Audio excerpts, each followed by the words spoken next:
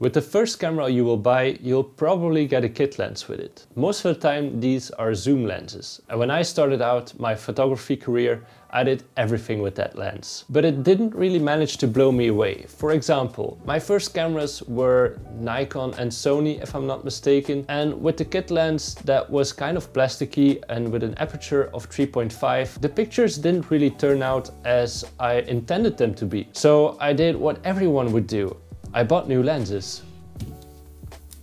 But with Fujifilm, it's a whole different story. That's why I want to shine a light on this bad boy. This is a Fujinon 18-55 and it's marketed as their kit lens. And it's very good. But the question is, why is it so good? When I bought the Fujifilm X-T3, it came with a package deal. It came with a kit lens, a battery grip. Many Fujifilm shooters ended up with the XF 18-55 this way. They did not expect as much from this lens, since kit lenses have a rather poor reputation. Or so it used to be. I think I used the kit lens for about 6 months until I bought the Sigma 18-35, which is still an absolute beast. Quite literally, this guy weighs a lot. I was influenced by many videos on YouTube to buy the Sigma lens, which resulted in the Fuji lens collecting dust on the shelf. When I needed something light and easy to shoot with, I just grabbed this one, blowed off some dust and went out shooting. And to be honest, it's really good. Unlike some of the larger zoom lenses made by Fujifilm, the XF 18-55 strikes a wonderful balance between size and performance. The size feels nearly perfect on the Fujifilm X-T3, but also on the Fujifilm X-E4, which is much smaller. The lens weighs 310 grams, takes 58mm filters, has 14 elements in 10 groups and a minimum focusing distance of 30 centimeters. The zoom ring is a light and very smooth to operate. The lens protrudes as you zoom in to the 55mm setting. Compared to the Sigma, this is probably a small downside, but that's probably why the Sigma is so heavy. It has a lot of glass inside. The aperture ring does not have markings, as the lens has variable apertures depending on your focal length. I should mention it has a nice bright f2.8 aperture, which is kind of a big deal because other kit lenses usually start at 3.5. Overall, this lens feels very sturdy and good in my hands.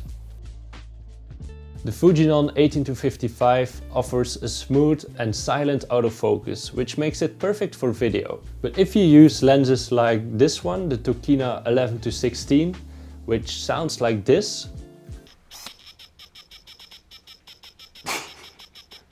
or the Fujinon 27mm, which I use for photo, but if you use the autofocus on video, it sounds like this. Then we're going to listen to the autofocus on the 18-55. This is the sound of the autofocus with the Fujinon XF to 55. And as you can hear, it's pretty silent. I'm using the internal mic, which is probably not super good, but it's for the test. Now this is very important if you're into vlogging or starting a YouTube channel and you want to record some A-roll, as I'm doing right now. I use this lens all of the time in my underwater housing, which is a bit of an extreme environment, but here we can take a look at some sample images. Be aware that there's a lot of splashes of water, but still I think the autofocus holds up very good.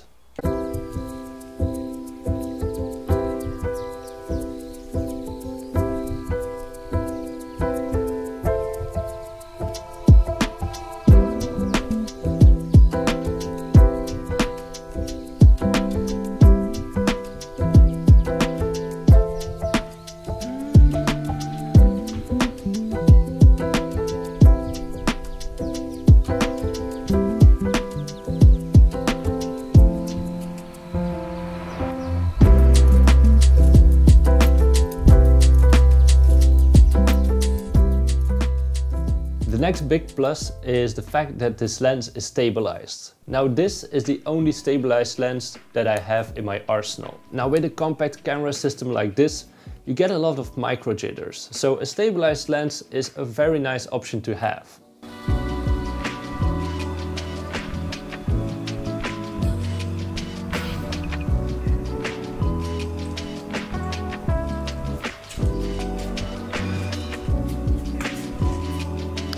This is very handy if you want to take some quick B-roll shots or you want to do some vlogging. Which brings us to our next topic. When you walk around with the camera, it limits axis camera shake. This makes it possible for example, a vlogging setup, as I'm doing right now.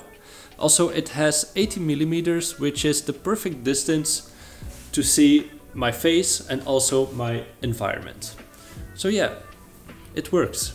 Now, unfortunately, this quality comes with a price. Well, you have to look at it as apples and oranges. For example, the Sony G Master or the Sigma lenses are pretty expensive compared to this lens. But if you compare it to its other kit lenses, then this one is rather expensive. Right now, its retail price is 579 euros in Europe and $699 in the US.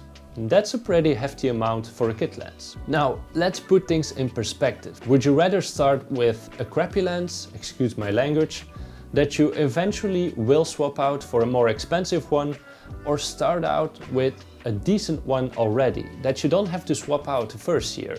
My point of view is that you want to start with a zoom lens because you want to figure out which focal length you like the best. You'll probably lose money if you buy, for example, 2 prime lenses and you don't really like them. I bought an 85mm by Sigma and I didn't really need an 85mm at all. I sold the lens, I lost money, and then I went back to a zoom lens, which was way better for the work I was doing. So if you don't have the money right now to buy a new Fujinon XF 18-55, you might want to look at the used market, because you can find these lenses for around $300 to $350, and that's a pretty good price for a lens that will last a lifetime. As a street photographer, I'd like to be as low-key as possible, and with this lens that protrudes like this, that's not really my intention. But if you want one lens for, let's say, video and photo combined, this is perfect. As you saw on my recent video that I made about Morocco, this was the lens of choice that I used. And I have to be honest, it was really nice to be able to zoom in on some subjects instead of walking towards them. That brings a more peace of mind, if you will. Also, for portraits, it works perfectly fine. The overall sharpness of this lens is really amazing. You lose a little bit of detail at the edges, but let's face it, no one really cares, except you. So we can conclude that this lens is basically 3 prime lenses in one and is marketed as a kit lens. It will stay with me forever, and after 3 years of use, it remains close to my heart. This is a perfect lens to start out your photo or video journey. Now you know some more about this lens, you need some more information for that perfect photo or video that you want to make. Check out my other videos about Fujifilm for more information about the right camera settings. Don't forget to subscribe. If you have any questions, please leave them in the comments down below. If you like this video, then consider subscribing. Thank you so much for watching, and we'll see each other in the next video. Bye bye.